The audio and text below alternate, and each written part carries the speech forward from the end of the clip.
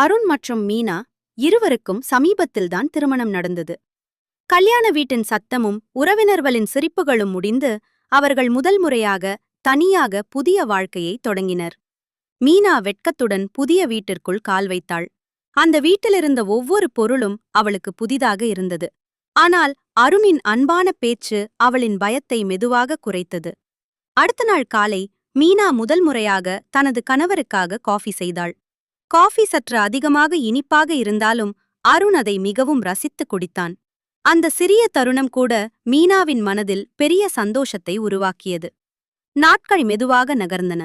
இருவரும் சேர்ந்து கிராம சாலைகளில் நடந்தார்கள், சந்தைக்கு சென்றார்கள், மழையை ரசித்தார்கள். சில நேரங்களில் சின்ன சண்டைகளும் வந்தது. ஒருநாள் அருண் வேலை காரணமாக தாமதமாக வீட்டிற்கு வந்தான். அவன் மகன் மீது கோபமாக இருந்த மீனா அவனிடம் பேசாமல் இருந்தாள்.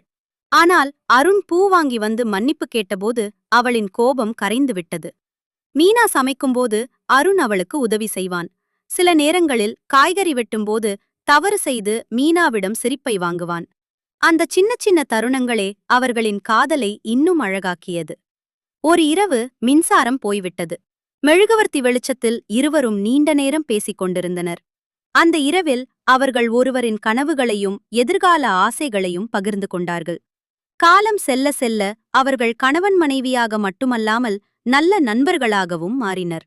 சின்ன சண்டைகள் வந்தாலும் அன்பு அதைவிட பெரியதாக இருந்தது.